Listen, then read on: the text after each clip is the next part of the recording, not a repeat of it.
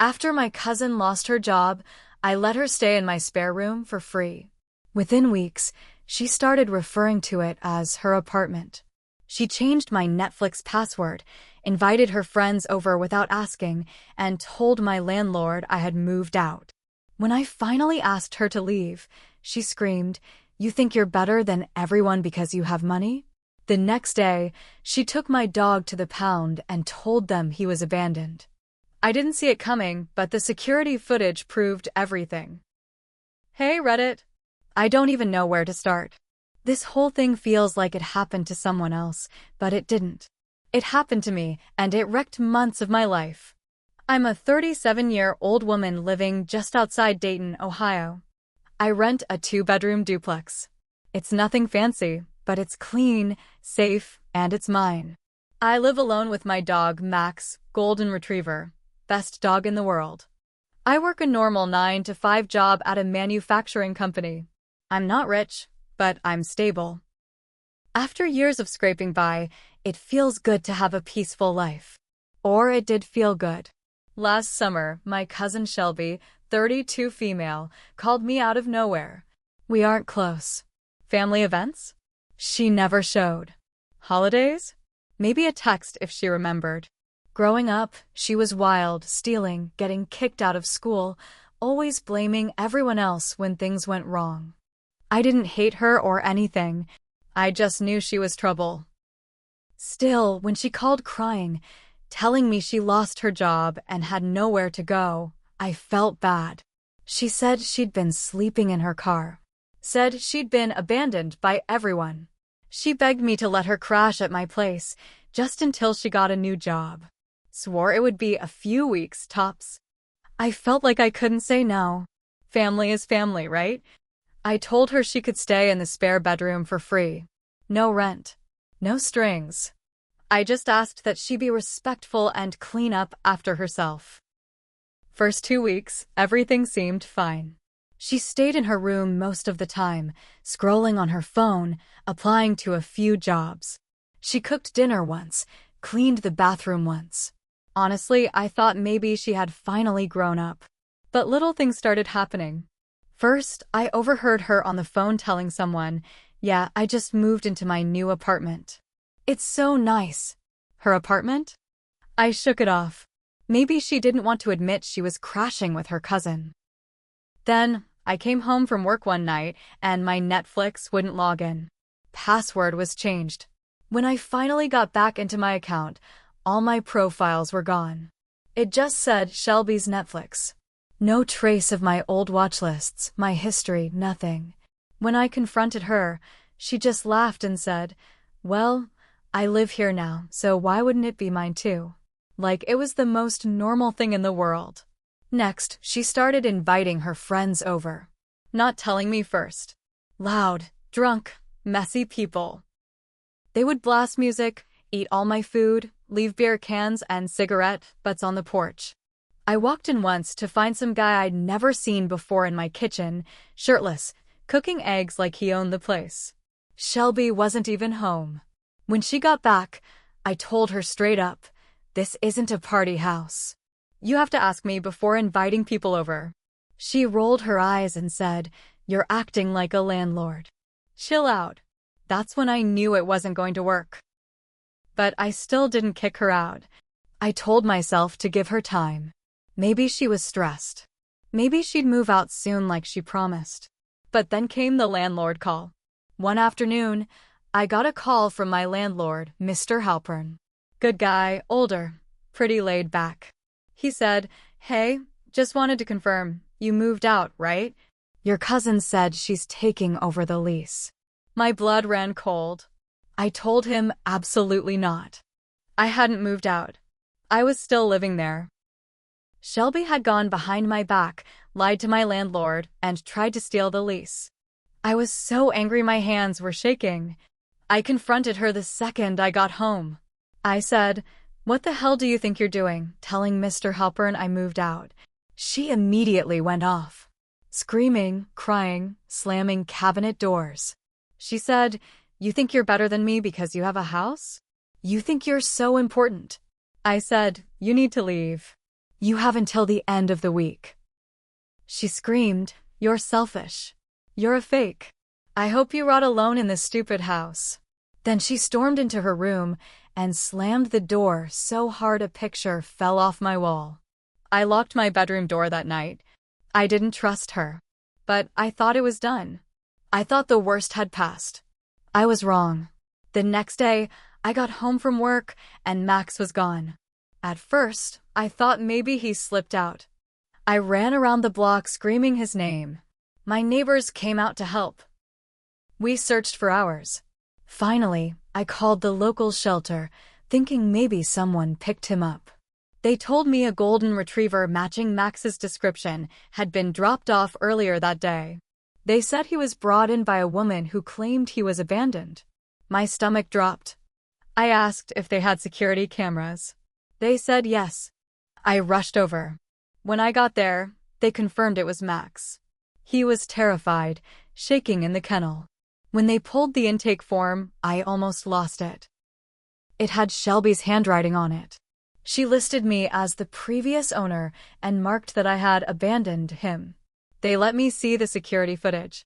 There she was dragging Max through the door, filling out the form, handing him over like he was nothing. I took the footage to the police.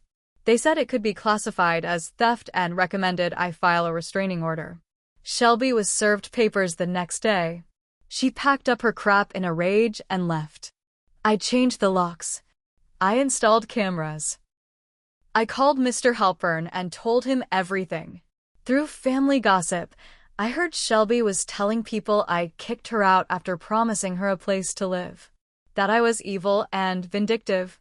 Typical Shelby. Always the victim. But I didn't care anymore. She tried to take my home. She tried to steal my identity. She tried to rip Max away from me forever. She failed. And I'm just getting started telling you how bad it really got. After Shelby left, I thought it would be over. I was wrong again. About 2 weeks later, weird things started happening around my duplex. At first, it was small stuff. Someone would knock on my door late at night and run off. My mailbox got stuffed with fast food wrappers and torn-up magazines. Once, I found my trash cans knocked over, trash scattered everywhere. I figured it was random. Maybe some kids messing around. But then I found a nasty note taped to my front door. Big black letters scrawled across a piece of notebook paper. No signature. My gut told me it was Shelby. I brought the note to the police. They said without a witness or camera footage, there wasn't much they could do except keep an incident report. They told me to stay alert, maybe put up more cameras. So I did. I bought 2 more security cameras and set them up to cover my front porch and driveway. One night, around midnight, my phone pinged camera alert. I opened the app and saw someone creeping around my car. Hoodie pulled up, face hidden, flashlight in hand. Before I could even react, they slashed my back tire and ran off. I filed another police report.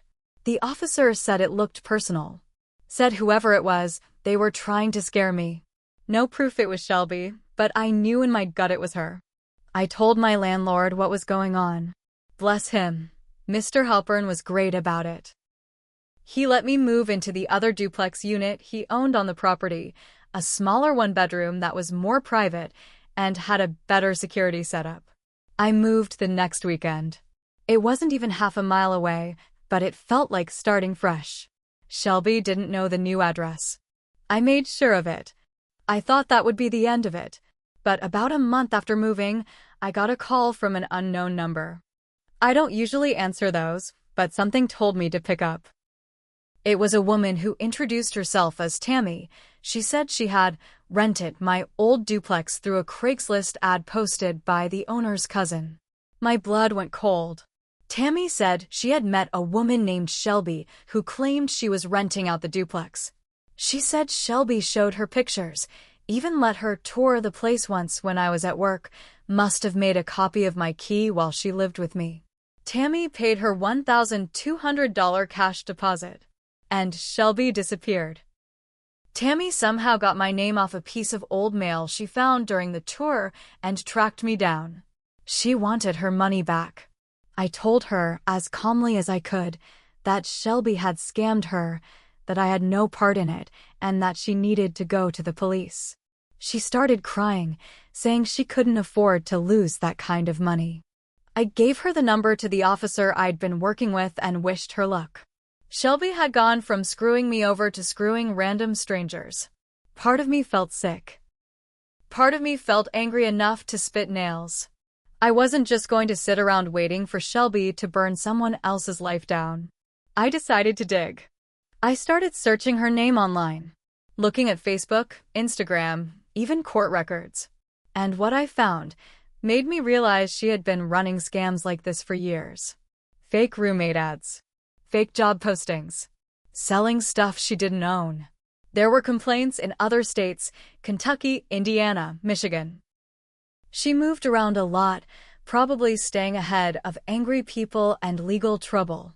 I printed everything I found, every screenshot, every public record. I built a whole binder of evidence. Then I called the detective handling my harassment case and told him everything. He said he would escalate it. Meanwhile, more crap kept happening. Someone keyed the side of my new car. Someone filed a false report with animal control saying I was hoarding sick dogs. Thank God the inspector saw Max and realized it was a lie. Someone sent pizzas to my house CD at 2 a.m., dozens of them, costing hundreds of dollars. I couldn't prove it was Shelby doing all of it, but deep down I knew. And then, when it finally seemed like maybe the dust was settling, I got the final hit. An eviction notice taped to my door. Unpaid rent, it said. Violation of lease terms. I almost collapsed on the porch. I called Mr. Halpern in a panic. He was furious. He said he never sent any eviction notice. He came over himself, looked at the notice, and immediately saw it was a fake. Someone had typed it up, copied his signature from an old rental agreement, and stuck it on my door. It was Shelby. It had to be. I could barely sleep that night. My hands kept shaking. I felt like I was losing my mind. Shelby wanted to ruin my life because I wouldn't let her steal my home. That's when I decided I wasn't going to play defense anymore. I was going to hit back. Hard. And I knew exactly where to start. I wasn't sleeping. I wasn't eating much. I kept checking the cameras every few minutes like some twitchy animal waiting to be hunted. I had to get ahead of Shelby before she destroyed everything. First thing I did was get a lawyer. I found a tough, no-nonsense woman named Valerie who specialized in harassment, fraud, and personal injury. I dumped all my evidence on her desk. The fake Craigslist ad, the police reports, the screenshots, everything. Valerie looked through it and said, "This isn't just harassment anymore. She's crossed into felony territory." She helped me draft a cease and desist order backed by a threat of civil court action. It wasn't just a piece of paper. It was a warning shot. The next step? Pressing criminal charges. Meanwhile, the detective called. They had found Shelby. She was squatting in a foreclosed house about 20 minutes away, using a fake name. Someone reported her after she tried to rent out that house to another victim. They picked her up for trespassing and fraud. I thought it was over. But Shelby is like a cockroach. Hard to kill. While she sat in county jail waiting for bail, someone broke into my duplex. They didn't steal much. Just stupid, petty things: a broken photo frame, shredded clothes, torn up pillows. They spray painted the walls with nasty words. Bitch, whore, slut, liar. It felt personal. Way too personal. The cops said it was probably one of Shelby's friends. Maybe someone she met while couch surfing. Maybe someone she paid. They didn't know for sure. No cameras caught the break-in because the back window where they came in was outside the camera angle. Insurance covered the damages, but no amount of scrubbing got rid of the feeling of being violated. I moved again. This time out of the city altogether. 30 miles east to a small town called Xenia, Ohio. Quiet place. Not a lot of people. Easy to disappear into. I didn't tell anyone except my boss where I was moving. I even changed my phone number. Max adjusted fast. He always does. I think he could feel my stress bleeding off now that we were somewhere new. It was quiet for a few months. I started feeling normal again. I went back to work full-time. I took Max on long walks. I started sleeping without a baseball bat by the bed. Then I made a mistake. One afternoon, I logged into Facebook. I hadn't touched it in months. I only went on to check an old friend's wedding photos. Within an hour, my new address was posted under a fake account. The post said, "Animal abuser living at my address. Keep your pets safe." I nearly threw up when I saw it. Shelby was still out there, watching, waiting, and she had found me again. This time, I decided it wasn't going to be just police reports and warnings. This time, I was going to end it. For good. I stared at that Facebook post, my heart racing. All the fear, all the rage, all the months of looking over my shoulder came flooding back. I wasn't just scared anymore. I was angry. Angrier than I'd ever been. I called Valerie, my lawyer. Told her what happened. She said the fake account could be traced. With the police already involved, we could add cyber harassment and stalking charges. But it wasn't enough for me. I wanted Shelby to feel what it was like to have your life ripped apart piece by piece. Valerie warned me, stay clean. Let the courts handle it. But I didn't listen. I found an old burner phone in a drawer. I set up an anonymous Craigslist post, just like Shelby used to do. Only this time, the post was about her. I listed her full name and cell number, which I got from the police paperwork under escort services. Said she was available anytime, desperate for money and no limits. I knew how cruel it was. I knew it was wrong. I didn't care. Within hours, her phone must have been blowing up. I heard from a cousin that Shelby was freaking out, that she blamed everyone she knew, even her mom, for ruining her life. Good. Meanwhile, the police subpoenaed Facebook and tied the fake animal abuse post directly to Shelby's IP address. They arrested her for violating the harassment restraining order, stalking, and cyber crimes. Her court date was set for December. I attended every hearing. I sat right there in the front row as she shuffled into court in handcuffs, wearing an orange jumpsuit, her hair greasy and face sunken in. She looked at me once. Just once. Her eyes were dead. Empty.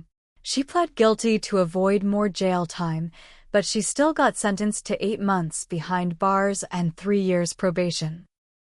She had to pay restitution to Tammy, the woman she scammed with the fake lease, and was banned from contacting me for life. It should have felt like justice. But it didn't. Not completely. Because 2 months after Shelby went to jail, a detective showed up at my work. Apparently, she found out about the escort ad I made. Someone traced it back to the burner phone. It took a while, but they connected it to me through a credit card purchase at a gas station when I bought prepaid minutes. I got charged with misdemeanor harassment. It wasn't a felony, and I didn't go to jail, but I had to pay a fine and take some stupid conflict resolution classes. Standing in that courtroom, hearing the judge say I acted maliciously and irresponsibly, I realized something awful. Shelby had turned me into a version of her. Petty, vengeful, dirty. I lost a lot because of her. My peace, my home, my sense of safety. And I gave up even more when I let my anger take over. Now? Shelby's out there somewhere, still on probation, probably plotting her next scam. I'm rebuilding my life, brick by brick. Max is still with me. Still my shadow. But the truth is, Shelby didn't just break into my home. She broke into my mind. And I don't know if I'll ever get that part back.